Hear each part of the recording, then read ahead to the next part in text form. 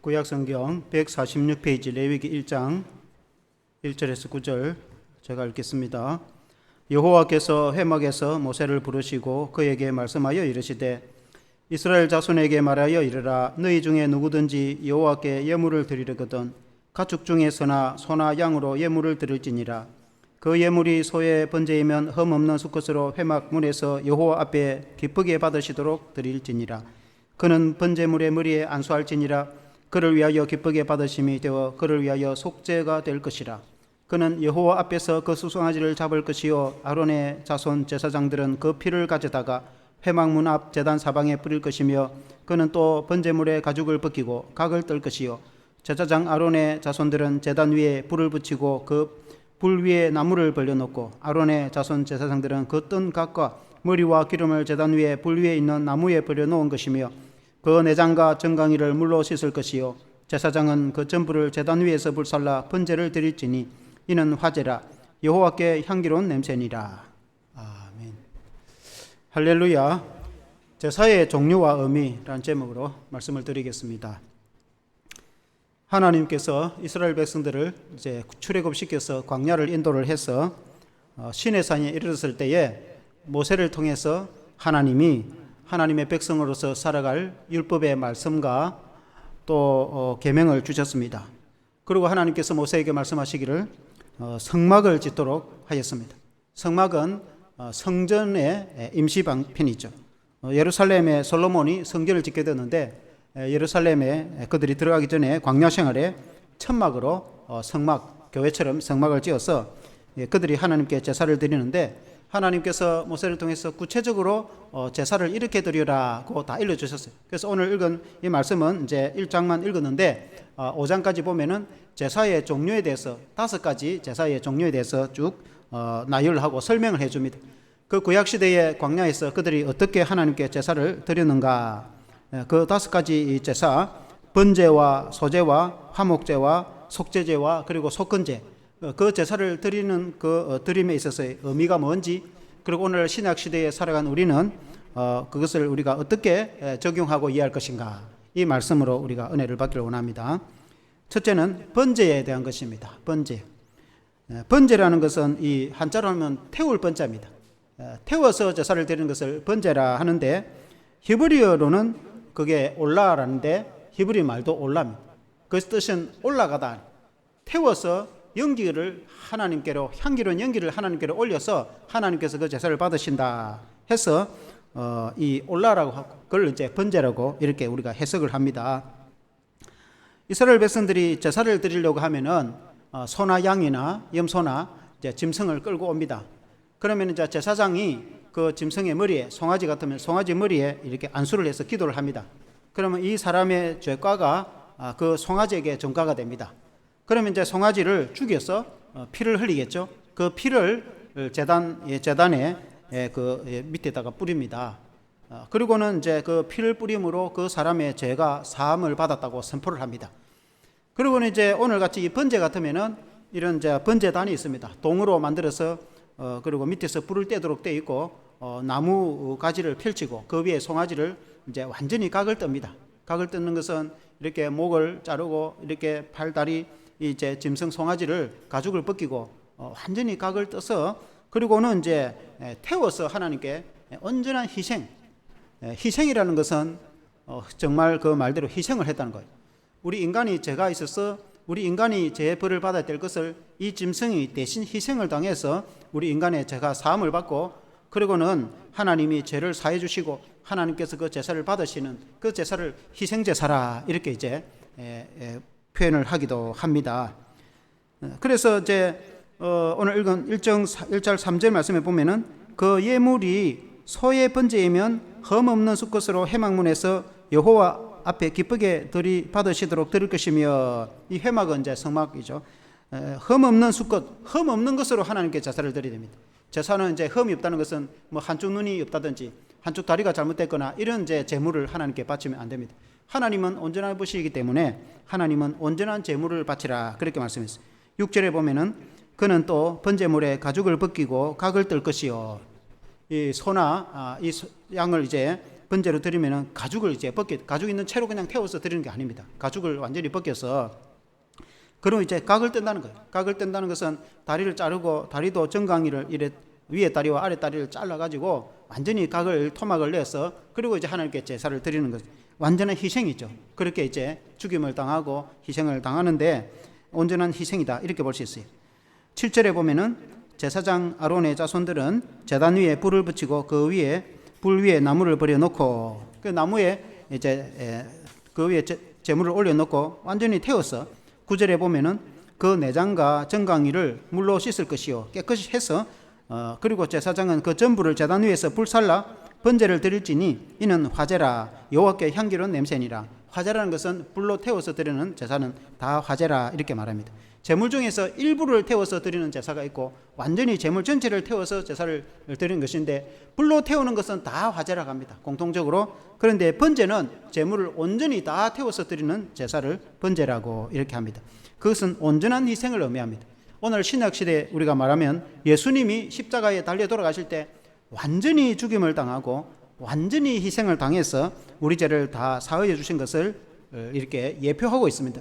그래서 이 신약의 제사는 우리 예수님이 스스로 제물이 되었어. 구약시대는 송아지나 양이 제물이 되었다고 한다면 우리 신약에는 예수님이 하나님의 아들이신 예수님이 땅에 오셔서 자신의 몸이 제물이 되어서 자신을 십자가의 제물로 아버지 하나님께 드림으로 철저히 우리를 대신했어. 우리가 죄가 있어서 그렇게 희생을 당해야 되는데 주님이 사랑으로 주님께서 대신 희생을 당하셔서 온전히 그것도 이 번제처럼 완전히 주님이 십자가의 양손과 양발에 못이 박혀서 온전히 죽임을 당하심으로 온전히 우리를 대신해서 희생하심으로 우리를 그 흘리신 피로 주님의 피로 우리를 구원했다. 그래서 온전한 희생제사라 십자가는 온전한 희생제사라 이렇게 이제 표현할 수 있겠습니다. 주님은 단번에 제사를 완성했다고 했습니다. 구약의 이스라엘 백성들은 죄가 있으면 송아지를 몰고 와서 좀 이제 돈이 있는 사람은 송아지를 몰고 오고 좀 보통 사는 사람들 양을 몰고 오고 또 그것도 안 되는 사람은 산비둘기나 비둘기는 뭐 몇 천원밖에 안 돼요. 비둘기 2마리 해도 뭐 10,000원도 안 해요. 그러면 비둘기를 2마리 가져와 가지고 이렇게 비둘기를 다 쪼개지는 않고 일부를 쪼개어서 그 피를 제단에 뿌리고 똑같이 피를 뿌리고 그리고 이제 태워서 제사를 드리거든요.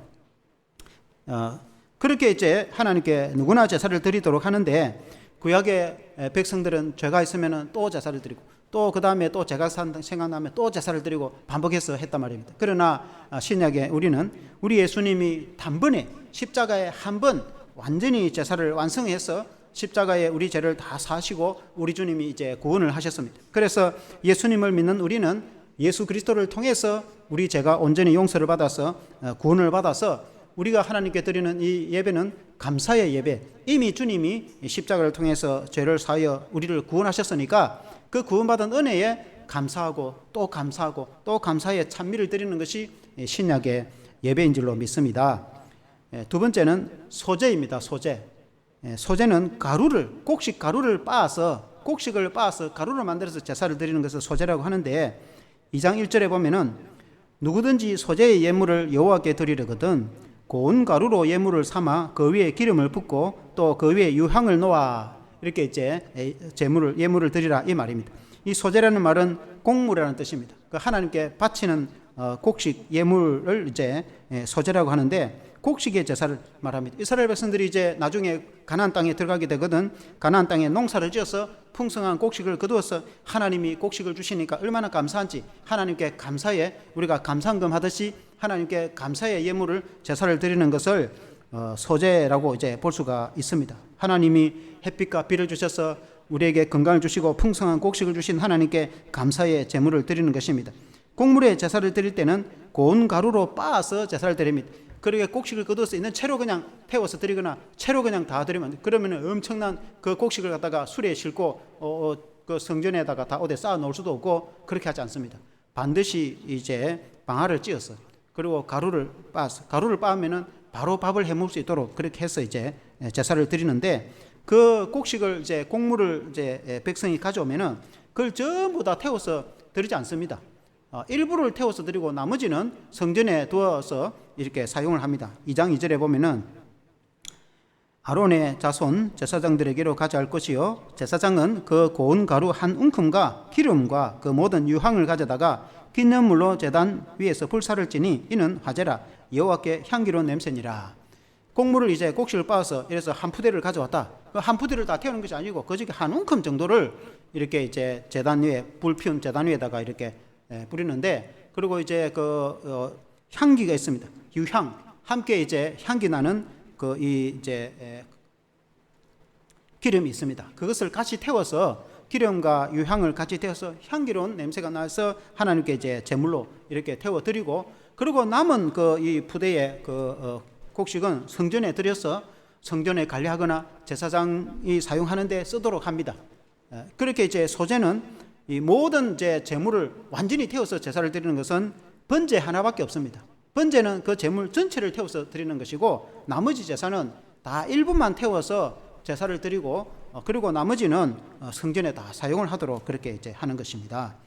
그리고 이제 그 소조 중에서 어떤 경우에는 전병을 구워서 드리는 것이 있습니다. 전병이라는 것은 전을 말합니다. 우리 찌짐 굽듯이 전을 구워 가지고 하나님께 이렇게 제물로 드릴 수 있습니다. 병이라는 것은 떡병자입니다. 떡병자. 떡으로 만들어서 빵으로 만들어서 제물로 드려도 됩니다. 2장 4절에 보면은 너가 화덕에 구운 것으로 소제의 예물을 드리려거든 고운 가루에 기름을 섞어 만든 무교병이나 기름을 바른 무교 전병을 드릴 것이요. 이 무교병, 이 말은 병은 떡병자입니다. 그러니까 빵을 만들어서 제물로 드려도 된다. 그때에 무교 전병, 전이라는 것은 이렇게 우리처럼 전 넙다랗게 그런 이제 전을 말하는 것입니다. 그렇게 해도 되는데 단 조건이 있습니다. 그건 무교병으로 드려야 된다는 것입니다. 이것은 이제 한자인데 없을 무자에다 누룩교자. 누룩 없는 빵을 만들어서 드려야 되는 것입니다. 누룩은 죄를 상징하는 경우가 많습니다. 그러니까 원래 빵에 누룩을 넣으면 아주 빵이 부풀어서 아주 보드랍게 됩니다. 그러나 누룩이 없으면 빵이 아주 딱딱하게 되죠. 그래서 이제 누룩은 죄를 상징하기도 하는데 하나님께 제사를 드리는 누룩을 빼고 하나님께 제물로 드리라. 그래서 흠없고 죄 없으신 우리 예수님의 몸처럼 그렇게 하라는 것입니다. 신약에 우리 예수님이 성찬식을 할 때 보면은 제자들에게 성찬식을 나누면서 빵을 떼어서 주시면서 이것을 받아 먹으라. 이것은 너희를 위한 내 몸이니라. 주님이 그렇게 말씀했습니다. 그래서 그 빵은 누룩 없는 빵입니다. 이스라엘 백성들이 유월절 절기를 지킬 때에 누룩을 반드시 없애고 무교병으로 그렇게 절기를 지키라고 말씀했지 않습니까? 그때에 예수님이 유월절 절기를 지키면서 그 떡을 떼어서 제자들에게 주시면서 이것은 너희를 위한 내 몸이라. 우리 주님이 그렇게 희생을 당하셔서 우리 주님이 그 몸을 십자가에 쪼개어서 우리 제물로 드림으로 우리에게 구원을 주셨는데, 그 흠 없고 누룩 없다는 것은 죄도 없고 흠도 없으신 우리 예수님이 제물이 스스로 제물이 되셔서 우리를 십자가상에서 온전히 구원해 주셨다. 주님이 온전한 희생 제물이 되셨다. 그렇게 볼 수가 있겠습니다. 세 번째는 화목제에 대한 것입니다. 3장 1절에 보면은 사람이 만일 화목제의 제물을 예물로 드릴 때에 서로 드리려면 수컷이나 암컷이나 흠 없는 것으로 여호와께 드릴지니라. 아까 번제는 이렇게 수컷을 드리라겠죠. 근데 화목제는 수컷이나 암컷이나 관계없다고 했죠. 근데 이 화목제는 좀 아주 특별합니다. 화목제라는 것은 하나님과 성도가 화목하고 성도가 성도 간의 이웃과 화목하는 그런 제사를 드리는 것이 화목제입니다. 화목제 제사를 드리는 방법은 조금 특이합니다. 왜냐하면 소나 양을 잡아서 안수를 해서 또 죽이고 그 피를 제단에 뿌리고 또 가죽은 제사장에 주고 그리고 이제 제물을 하나님께 드리는 것은 다 비슷한데, 그 제물에 콩팥과 그 기름 이런 내장은 제단에 태워서 하나님께 드리되, 그 이제 가슴살 살이라든지 그리고 다리 이 살은 제물로 태우지 않습니다. 그것은 이제 흔들어서 요제죠. 들어서 하는 것은 거제라고, 흔드는 것을 요제라고 하죠. 그리고 이제 흔들어서 제사장에게 드리고, 그리고 이제 그게 끝입니다. 그러면은 그 고기는 구워서 성도들이 먹습니다. 자기가 가져온 이 제물을 자기가 먹습니다. 단 이제 그 앞가슴살과 그리고 이제 오른쪽 뒷다리는 반드시 제사장에 돌려야 됩니다. 그리고 나머지 다리와 나머지 살은 다 자기가 먹습니다. 교회에 예물을 가져온 것처럼. 제물을 가져와 가지고 자기가 먹는데, 모든 제사의 제물을 성도들이 먹는 것은 절대로 없습니다. 하나님께 드린 제물은 반드시 제사장만 먹게 되어 있습니다. 제사장 외에는 절대 성물을 먹으면 안 됩니다. 제사장과 그 가족 외에는 성물을 못 먹도록 되어 있습니다. 그런데 유일하게 성도가, 백성이 제물을 먹는 경우가 있는데 그게 화목제입니다. 마치 우리가 이제 예배드리고 나서 성도들이 식사에 교제를 나누는 것처럼 하나님께 제사를 드리고 나서 그 이제 제물을 같이 구워서 백성이 가족과 성도들과 함께 먹는 거예요. 그 앞에서. 그래서 친목으로 교제를 나눈다. 그래서 화목제이다. 이 화목제가 굉장히 특이한 것이죠. 그래서 화목제는 하나님과 성도가 하나님과 내가 하나님과 화목하고 싶고, 하나님과 화목하고, 그리고 이제 성도 간에 서목하고 또 이웃 간에 서목할 때 그 제물로 함께 제사를 드리고 서로 같이 음식을 먹으면서 서로 화목하는 걸 말합니다. 교회는 화목해야 되는 겁니다. 교회는 성도가 서로 교제를 나누며, 그래서 식탁의 교제가 굉장히 중요하죠. 우리가 하나님께 예배를 드리는 것도 굉장히 중요한데, 성도가 식탁에 같이 식사를 나누는 것은 그게 이제 우리가 예배하고는 다르지만은 구약으로 치면은 제사나 마찬가지입니다. 서로 성도들이 같이 밥을 먹고 같이 은혜를 나누고 주님의 사랑을 나누고, 주님도 늘 떡을 떼면서 제자들과 같이 식사를 나누었죠. 그래서 이렇게 친교와 교제가 교회는 굉장히 중요한데, 신약시대의 이 화목은 십자가의 화목입니다. 십자가의 화목은 십자가가 이제 위로 아래로 이렇게 나무가 있는 것처럼 위로 하나님과 먼저 화목해야 되는 거예요. 우리 성도는 하나님과 화목, 하나님과 친밀해야 되는 것을, 하나님과 멀어지면 안 됩니다. 하나님과 친밀해서 말씀을 가까이 하고 하나님께 기도하고 늘 주님과 가까이 하고 늘 주님과 동행하는 삶을 살아야 됩니다. 주님과 멀어지는 그런 삶을 살면 안 됩니다. 어떤 사람은 주일날 교회 와서 예배드리고 가고 나면은 일주일 동안 성경을 한 번도 읽지도 않고 기도도 하나도 하지 않고 또 직장에 나가거나 또 학교에 가서 전혀 하나님과 관계없이 일주일 내 살다가 또 주말 되면은 또 교회 생각이 나서 또 교회 가야 되니까 또 와가지고 예배를 드리고 가면은 하나님과 빠빠이 하고 가면 하나님과 침묵하는 게 아니에요.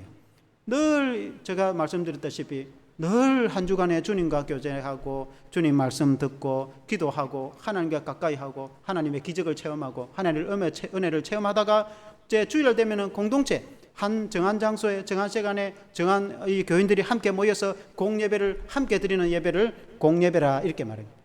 가정에서 기도하고 하는 건 개인 예배이고, 그러나 이제 이 공적으로 예배를 드리는 것, 그게 주일 예배인 것입니다. 그것이 기독교인의 신앙생활입니다. 우리 예수님이 십자가를 통해서 우리를 하나님과 화목하게 했습니다. 우리 인간이 원래는 물론 이제 하나님이 지을 때는 죄가 없었지만은 아담이 선악과를 먹고 나서 우리 인간이 죄가 들어오고 나서는 하나님과 원수가 되었어. 그래서 세상 사람들이 다 죄 가운데 살아가는 거예요. 하나님을 믿지도 않고, 그리고 자신의 마음대로 자기 고집대로 육신의 욕심과 생각을 따라서 죄를 짓고 하나님을 멀리하고 하나님 기뻐하는 것 하지 않고 세상에서 온갖 죄를 지고 이렇게 살아갈 때에 하나님의 아들이신 예수님이 이 땅에 오셔서 십자가에 철저히 희생을 당하셔서 희생제사를 드림으로 그 하나님과 우리의 그 사이에 막힌 죄의 담을 허물어 버려서 하나님과 우리 인간 사이에 막힌 너무나 큰 죄에 이 죄의 담을 다 허물어 버리니까 예수님을 믿음으로 우리가 화목하게 되는 것입니다. 하나님과 화목하게 되는 것입니다. 예수님을 통해서 하나님과 화목하게 되는 것입니다. 예수님을 통하지 않고 하나님께 나아갈 수 있는 사람은 아무도 없습니다. 그래서 우리 예수님은 화목케 하신 분이십니다. 그래서 화목케 하는 자는 하나님의 아들이라 칭함을 받을 것이다. 그렇게 복음서에 말씀하고 있습니다. 그래서 예수 그리스도를 통해서 하나님과 화목하게 된 우리는 나아가서 이제 옆으로 이제 이웃과 화목하게 되는 거예요. 그게 십자가의 화평. 예수 믿는 우리 성도는 위로 하나님과 화평하는데 나는 이웃과는 화평하지 않겠다. 형제와는 화평하지 않겠다. 그건 말이 안 되는 거예요. 그러면 십자가가 아닙니다. 교회가 아닙니다. 교회는 십자가이지 나무 짝대기 한 개 있는 게 아닙니다. 교회는 항상 십자가를 내걸잖아요. 십자가라는 것은 위로 하나님과 옆으로 형제와 똑같은 그런 사랑으로, 그리고 주 안에서 교제를 나누는 것입니다. 우리가 인간의 죄 때문에 하나님과 원수가 되고 하나님과 도저히 화목하게 없었던 우리를 위해서 우리 예수님이 희생을 당하셔서 그 우리 죄를 용서해 주셔서 우리가 주 안에서 하나님과 화목하게 되었다면 주 안에서 동일하게 우리가 이웃과 형제와 성도가 화목하게 되어야 되는 줄로 믿습니다. 그래서 성도는, 교회는 항상 주 안에서 화목하고 이렇게 주 안에서 함께 기뻐하고 슬픈 일 있으면 함께 슬퍼하고 주 안에서 함께 서로 위로하고 은혜와 사랑을 나누는 이제 공동체가 교회인데, 나아가서 우리가 세상에 나가서 화목해 하는 직책을 우리에게 주셨다. 그렇게 이제 성경에 말씀하고 있습니다. 그것이 이제 전도와 선교입니다. 아직도 불신 가운데서 하나님을 알지 못하고 하나님과 원수가 되어서 제 가운데 살아가는 이 사람들에게 우리가 복음을 전해서 예수 그리스도의 십자가를 전해서 그들도 예수님을 믿으면 그들도 하나님과 화목하게 되는 것입니다. 우리의 전도를 통해서 그들이 화목하게 되는 것입니다. 열방과 세계 가운데 많은 민족들이 그들 복음을 선교사를 통해서 그들이 복음을 듣고 예수님을 믿어서 하나님과 화목하게 되는 것입니다. 그래서 우리는 화목해 하는 직책을 가졌다. 우리는 교회 안에서도 화목해야 되지만 세상에 나가서도 이 세상 사람들이 하나님과 계속해서 원수대 살아가지 않도록 하나님과 화목하도록 우리가 화목의 직책을 가졌다. 그리스도인이. 사랑하는 성도 여러분, 우리가 그 화목의 직책의 사명을 감당하는 저와 여러분 되시기를 주 이름으로 축원합니다. 네 번째는 속죄제입니다. 속죄제. 속죄라는 말은 하타트인데 죄를 깨끗하게 하다 뜻입니다. 이 속이라는 말은 대신 바치다 그런 뜻입니다. 그래서 대속이라는 말을 많이 사용합니다. 교회에 오면은 늘 그런 말을 사용합니다. 대속. 대속이라는 말은 어떤 사람이 노예로 끌려가는데 돈이 많은 사람이 노예 값을 지불했다는 거예요. 값을 지불했다. 지불하고 그 사람을 노예를 삽부르는 거예요. 돈으로. 그러고는 이제 자유로 풀어주면 그 사람이 자유가 되는 겁니다. 그때서 돈을 지불할 때 속이다. 그러면 속 대신 바쳤다. 예수님이 십자가에 달려 돌아가셔서 우리 대신해서 제 값을 지불해서 우리를 자유롭게 풀어주셨다. 그래서 우리의 어떤 의지나 우리의 노력이나 우리가 그렇게 자유가 된 것이 아니라 예수님이 값을 대신 지불했기 때문에 그걸 대속이라 그렇게. 그래서 기독교에는 항상 대속이라는 말을 많이 사용합니다. 속이라는 말은 그런 뜻입니다. 한자입니다. 한자. 그런데 이제 그 속죄라는 것은 죄를 이제 대속한다 그 말 아닙니까? 그래서 4장 2절에 보면은 이스라엘 자손에게 말하여 이르라. 누구든지 여호와의 계명 중 하나라도 그릇 범하였으되, 이 말은 이제 법을 잘못 범하여서 제가 생각이 된 거예요. 그러면 내 죄를 이제 사함을 받아야 되는 것입니다. 그러면은 이제 하나님께 죄 사하는 제사를 이제 드리는 것입니다. 구약의 이스라엘 백성들 같으면 그러면 이제 소나 양을 이제 몰고 오는 거예요. 그리고 형편이 안 된 사람은 비둘기 2마리를 이제 가지고 오면 됩니다. 비둘기 2마리 해봐야 몇천 원밖에 안 돼요. 그러면 이제 소나 양을 이제 끌고 와서 제사장에게 오면은 이제 이 속죄제는 제사장은 이 송아지를 만일에 끌고 왔다. 그리고 이제 만일에 어린 양을 끌고 왔다. 그러면 어린 양 머리에다가 안수를 하고 기도를 하는 것입니다. 그러면 이제 이 사람의 그 죄를 이 짐승에게 전가를 하는 것입니다. 그러면 이제 그 어린 양을 끌고 그러고는 이제 죽입니다. 이렇게 칼로. 그러면 이제 피가 흐르잖아요. 그 피를 이제 양풍에 다 받아가지고 그 피를 가지고 이제 해막, 성막 문 앞에 7번 뿌리고, 그리고는 이제 이 제단이 있으면 제단 뿌리 이렇게 4개가 올라와 있어요. 제단 뿌리에다가 이렇게 피로 깨끗하게 한다는 것입니다. 그리고는 이 속죄제 제물의 피는 전부 다가 제단 그 아래에다가 다 쏟아 부어버립니다. 완전히 쏟아 부어버립니다. 마치 예수님이 십자가에 달릴 때 6시간이나 매달려가지고 그 피를 다 쏟아 부어버렸듯이 그 피로 죄를 씻거든요. 죄를 씻는 것은 피로 죄를 씻는다. 그렇게 이제 말씀한 것처럼, 그래서 이제 피를 다 쏟아 부어서 그리고는 이제 그 사람에게 너의 죄가 사함을 받았다고 이렇게 선포를 합니다. 그 사람이 진정으로 회개하고 내가 하나님 앞에 잘못했다고 회개하고 하나님 앞에 제물을 가져와서 제사를 드리면은 이제 그 피를 쏟아서 너의 죄가 사함을 받았다. 제사장이 선포를 하고, 그리고는 이제 그 송아지를 또 어린 양을 각을 떠서 똑같이 껍질을 벗기고 각을 떠서 그리고는 이제 하나님께 제물로 드리는데, 집 비둘기나 산 비둘기 같으면은 역시 죽여서 피를 뿌리는 것은 마찬가지인데 쪼개기를 완전히 쪼개지 않고 일부만 쪼갭니다. 제물이 너무 작기 때문에. 그래서 이제 하나님께 제사를 드리고 그 피로 그 사람의 죄를 사함을 선포를 하는데, 우리가 신약 성경에 보면은 우리 예수님을 어린 양 되신다. 그렇게 이제 성경에 말씀하고 있습니다. 세례 요한도 예수님을 보시고 예수님 걸어가는 예수님을 보고 세례 요한이 하는 말이 보라 세상 죄를 지고 가는 하나님의 어린 양이로다. 이 어린 양이 죄를 대신 지고 갔지 않습니까? 그와 같이 이사야 53장 말씀처럼 우리 예수님이 우리 그 죄의 사함을 제물로 드리는 그 성도처럼 제사를 제물로 하나님께 드린 것처럼 우리 예수님이 자신의 몸을 제물로 드렸어. 그리고는 이제 십자가에 매달려서 그 피를 다 쏟아 주셔서 그 피를 이렇게 다 쏟아 부었듯이 우리 예수님이 6시간이나 핏방울을 다 떨어뜨리고 쏟아 부어 주셔서 그 예수님의 피로 우리 죄가 다 사함을 받았어. 그래서 우리 인간이 우리 속에 있는 죄를 어찌할 수 없는 우리 인간이 인생의 죄를 우리 예수님이 완전히 다 용서해 주시는 것이. 그래서 누구든지 예수님을 믿으면은 그 예수님의 피로 우리가 죄 사함을 다 받게 되는 것입니다. 물론 이제 우리가 다 하나님께 회개를 해야 되는 것이죠. 하나님 앞에 회개를 하지도 않고 하나님께 제물만 드린다고 해서 제가 사함을 받겠느냐? 하나님 그런 제사를 받지도 않죠. 오늘 우리가 하나님께 기도하고 하나님께 예배를 드릴 때도 우리가 마음으로 정성으로 하나님을 믿지도 않고 예배를 드리면 하나님 그 예배를 받으시겠습니까? 마찬가지로 우리가 철저히 우리 자신의 죄를 회개하고 그리고 예수님이 내 죄를 대신해서 죽으신 것을 믿고 그리고 하나님께 우리가 믿고 나가면은 우리 하나님이 우리의 어떤 죄라도 성령을 해방하는 죄 외에는 어떤 죄라도 하나님은 다 용서해 주시고 우리를 구원해 주신다. 성경에 그렇게 말씀하고 있습니다. 그래서 그 죄를 다 용서해 주시는. 근데 이제 처음에 제가 말씀드릴 대로 구약의 속죄제는 제가 생각나면 제가 있으면은 그때 와서 또 제사를 또 드리는 거예요. 그러나 우리 신약의 성도는 그렇지 않습니다. 왜냐하면 예수님이 단번에 십자가에 제사를 드려서 우리 죄를 다 사했었기 때문에. 그렇지 않으면 예수님이 또 죽고 해야 되기 때문에 곤란하다 말입니다. 예수님이 죽는 것은 인류 역사에 한 번밖에 없는 것입니다. 그래서 예수님이 완전한 제사를 완성을 시켜서 우리 죄를 용서해 주셨는데, 그러나 이제 우리가 그 믿는 믿음, 우리가 주님께 나아가는 그 믿음은 우리가 끊임없이 우리가 주님을 믿고 또 회개하고 우리가 주님께 나아가야 되는 줄로 믿습니다. 마지막 5번째는 속건제입니다.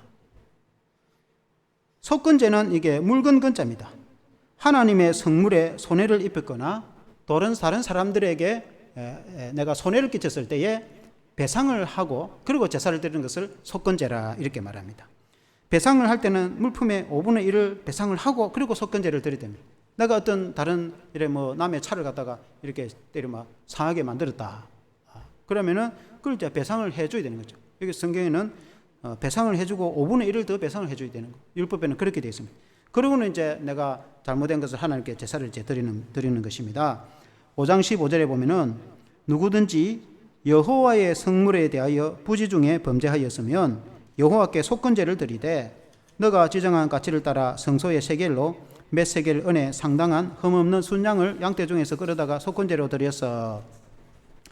하나님의 성물을 나도 모르게 손해를 끼쳤을 때, 그게 내가 생각해보기에 잘못했구나. 그러면 하나님께 이렇게 제사를 드려야 된다. 그렇게 말씀하고 있습니다. 내가 의도적으로 지은 죄 외에도 나도 모르게 지은 죄도 해결을 해야 된다고 성경에 말씀하고 있습니다. 16절에 보면은 성물에 대한 잘못을 보상하되 그것의 5분의 1을 더하여 제사장에게 줄 것이요 제사장은 그 속건제의 순양으로 그를 위하여 속죄한 즉 그가 사함을 받으리라. 배상을 하고 5분의 1을 더해야 되는 거예요. 성물이든 개인이든. 그리고 6장 5절에 보면은 그 거짓 맹세한 모든 물건을 돌려보내되 곧 본래 물건의 5분의 1을 다하여 돈을 벌 것이니 그 죄가 드러나는 날에 임자하게 줄 것이요. 만약 어떤 사람이 남의 물품을 잘못 속여가지고 이렇게 해를 끼쳤다면은 그 물품을 돌려보내고 5분의 1을 더 지불을 해가지고 돌려보내야 서로 이해가 되어진다. 많은 고생을 시키기 때문에. 그리고 이제 하나님께 제사를 드리는 거죠. 6장 6절에도 보면은 그가 또 속건제물을 여호와께 가져갈지니 이제 그리고 하나님께 제사를 드리는 거죠. 곧 너가 지정한 가치대로 양떼 중 흠없는 순양을 속건제 제물을 위하여 제사장에로 끌고 갈 것이요. 그러면 하나님께 제사를 드리는 것입니다. 하나님 앞에 제사를 드리고 그렇게 하는 이유는 그 사람이 죄를 사함을 받아야 정말 기쁘고 행복하게 살아갈 수 있는 것입니다. 죄를 계속 지니고 살아가면은 하나님이 벌하시겠죠. 그러면 정말 행복하게 살아갈 수가 없는 것입니다. 그래서 우리 인간이 살아가다 보면은 알게 모르게 죄를 지을 수가 있는데 그 죄를 이제 사함을 받고 새롭게 출발해야지 계속해서 그 죄를 지니고 살아갈 수는 없어요. 그래서 6장 7절에 보면은 제사장은 여호와 앞에서 그를 위하여 속죄한즉 그는 무슨 허물이든지 사함을 받으리라. 그러니까 어떤 허물이든지 사함을 받는 게 중요한 거죠. 인간이 살아갈 때 죄를 안 짓고 살아가면 제일 좋습니다. 그러나 사람이 살다 보면은 또 죄를 안 지을 수가 있습니까? 자기도 모르게 죄를 지을 수 있는 것이죠.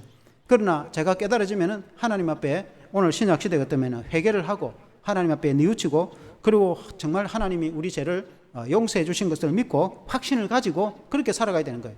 죄를 사함받지 못하고 내가 죄를 계속 지니고 살아가면은 하나님 앞에 행복하게 살아갈 수 없어요. 우리 인간이 완전하지가 않습니다. 어느 누구든지 다 연약하고 그렇게 다 약합니다. 그래서 내가 의도적으로 죄를 짓지 않더라도 내가 알지 못하게 또 죄를 지을 수 있는 것입니다. 우리는 그때마다 늘 하나님께 뉘우치고 깨닫는 것이 중요한 거죠. 그러면 우리 하나님은 우리의 모든 죄를 다 용서해 주시는 것이죠. 예수님의 보혈로, 예수님의 이름으로 우리 죄를 다 용서해 주시고 주 안에서 우리를 새롭게 하는 것이죠. 그래서 우리 성도는 하나님 앞에 뉘우치고 회개하는 것이 중요한 것이지 그렇지 않고 그렇게 끝까지 이렇게 거역을 하면 안 되는 것이죠. 그래서 우리가 하나님 앞에 죄 사함을 받는 것이 중요합니다. 죄를 안 짓는 것도 중요하지만은 우리 성도는, 우리 인생은 하나님 앞에 죄를 용서받는 것이 중요한 것. 하나님은 죄를 용서해 주시는 분이십니다. 하나님은 어떤 죄든지 다 용서를 해 주시는 것입니다. 그래서 그 용서를 받기 위해서는 우리가 하나님께 기도하고 또 우리가 뉘우치고 회개하고 돌이키고 새로 하면은 하나님은 늘 또 용서를 해 주시는 것입니다. 우리 아버지가 그런 것처럼. 그러므로 우리 하나님은 좋으신 분이신 줄로 믿습니다. 그 제사의 의미가 그런 것이죠. 그래서 결론적으로 이제 정리를 하면은 제사는 이제 하나님을 경배하는 것이죠. 제사라는 것은 하나님께 예배와 경배를 드리는 거 아니겠습니까? 그래서 이제 이 제사의 큰 의미는 물론 여러 가지 있겠지만 먼저는 하나님께 감사를 하는 것이죠. 하나님이 이렇게 우리의 인생에 생명을 주시고 우리에게 구원을 주시고 우리를 하나님의 자녀로 삼으시고 우리의 복을 주시는 그 하나님께 감사의 제사를 드리는 그런 의미가 있습니다. 그리고 이제 이 아름다운 땅에 살게 하시고 또 농사를 지어서 이스라엘 백성들은 가나안 땅에 농사를 지어서 그 곡식을 풍성하게 해주신 그 소득을 주신 하나님께 그 감사의 그런 의미가 있습니다. 그래서 이스라엘 백성들이 이제 절기가 되면 하나님께 감사의 제사를 드리지 않습니까? 그리고 이제 제사는 대속의 의미가 있습니다. 이 양을 희생을 시켜서 또 이 송아지나 염소를 희생을 시켜서 그 짐승이 죽임을 당함으로, 희생이라는 것은 대신 죽임을 당하여서 희생을 하는 거예요. 그야말로 희생을, 그 영어로 sacrifice, 희생당한 거, 대신 희생을 당한 거죠. 그래서 대신 죽임을 당해서 그 피로 그 성도의 죄가 사함을 받는 것처럼 우리 신약 같으면은 예수님이 대신 십자가에 죽으셔서 그 보혈로 우리가 죄를 씻은 것처럼 이 제사라는 것은 대속, 죄를 용서해 주시고 구원해 주는 그런 의미가 있다. 이제 이 신약의 우리의 예배와 구약의 제사는 이렇게 공통점도 있지만 조금 차이가 있죠. 구약의 이제 제사는 짐승을 잡아서 피를 흘려서 제물로 하나님께 제사를 드리는데 그것은 본체 메시아가 되신 예수님이 오시기까지 그렇게 임시로 드린 것이죠. 그러나 하나님의 아들이신 예수님이 오셔서 십자가를 통해서 온전한 제사, 십자가는 완전한 제사를 단번에 드렸다고 했습니다. 그래서 온전하게 주님이 자신의 몸을 제물로 송아지 피도 죄를 씻어주는데 하물며 하나님의 아들이신 주님의 피가, 그리스도의 피가 너희 죄를 깨끗게 하지 않겠느냐. 그래서 예수님이 온전히 제물로 그 피를 흘림으로 제사를 드려서 완성을 시킨 거예요. 그래서 이제 신약의 성도는 구약처럼 다시 송아지 잡고 염소 잡고 피 흘리고 그렇게 제사 안 드립니다. 그래서 예수 안에서 이제 온전한 구원받은 성도로서 그러면 신약에 드리는 예배는 감사의 찬미, 구원받아서 또 감사하고 또 생각하니까 또 감사하고 또 생각하니까 또 감사하고 그래서 하나님께 감사의 찬미를 드리는 것이 예배입니다. 그래서 이제 하나님께 찬미의 예배를 드리고 또 우리가 예수님의 피로 구원받은 것도 감사한데 또 살아가면서 주님이 우리와 늘 함께 하시고 우리가 영적으로 주님이 우리에게 성령의 은혜를 베풀어 주셔서 우리의 영혼에 참만족을 주시고 우리의 마음에 평안을 주시고 우리의 마음에 기쁨을 주시고 또 우리의 육신에 또 건강도 주시고 가정에 복을 주시고 우리에게 함께 하시는 그런 하나님, 자손들에게 복을 주시는 좋으신 하나님. 그래서 그 하나님께 감사의 찬미를 드리는 것이 이제 예배인데 예배가 가장 중요한 거예요. 우리 성도의 신앙에는 예배가 제일 중요한 겁니다. 다른 봉사도 중요하고 다른 것도 다 중요하죠. 안 중요한 것이 하나도 없습니다. 그러나 우리가 기독교인으로서 신앙생활을 하는 데 있어서 가장 중요한 것은 예배입니다. 모든 거 예배에 집중이 돼요. 예배를 안 드리고 다른 거 그 아무 의미가 없어요. 그 필요가 없는 거예요.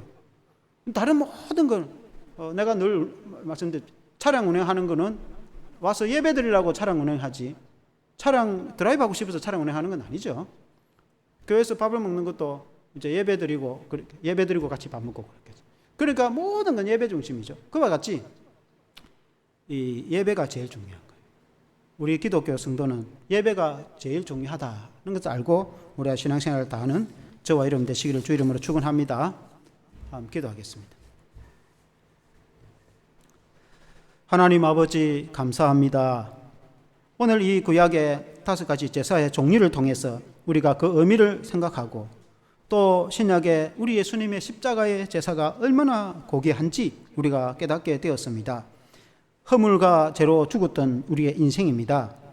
그러나 하나님의 아들이신 메시아 되신 예수님이 오셔서 십자가의 제사로 온전한 제사를 드림으로 우리 주님이 흘리신 피로 우리 죄를 깨끗하게 씻어줄 뿐만 아니라 우리 주님은 단번에 아버지께 제물을 자신의 몸을 드림으로 제사를 완성하여서 누구든지 예수 그리스도를 믿어서 하나님의 자녀로 구원을 받을 뿐만 아니라 우리의 죄가 다 용서받을 뿐만 아니라 우리가 하나님의 백성으로 살아가게 해주신 그 은혜를 감사를 드립니다. 하나님, 우리가 구약의 백성이면은 또 제물을 반복해서 드려야 되겠지만 우리가 신약의 상던 우리는 우리가 하나님께 감사의 제사를 드리게 되니 우리가 또 얼마나 감사한지. 하나님 아버지, 우리 하나님은 좋으신 하나님이십니다. 하나님 아버지, 구약의 제사의 의미가 감사의 의미가 있었던 것처럼 우리도 하나님께 구원의 감사, 우리가 인도의 삶의 인도의 감사를 늘 하는 성도가 되게 해주시고, 그리고 또 제사의 의미가 대속의 의미가 있는 것처럼 하나님 우리 죄를 용서해 주시고 우리를 구원해 주시니 얼마나 감사한지 우리가 날마다 하나님께 감사하는 믿음으로 살게 해주시고, 하나님 아버지, 이 예배가 얼마나 중요한지, 아버지 이스라엘 백성들이 구약시대에는 하나님께 제사를 드리는 것을 소중하게 여긴 것처럼 오늘날 우리 신약의 성도는 하나님께 예배드리는 것이 우리가 소중한 줄로 믿습니다. 그 하나님께 예배드리는 것이 우리에게 가장 기쁨이요, 이 주일날 우리가 하나님께 예배드리는 것이 가장 즐거움이요, 우리가 행복인 줄로 믿습니다. 그러므로 우리가 하나님을 찬미하며 예배하는 성도로 승리하게 도와주시옵소서. 예수님 이름으로 기도합니다. 아멘.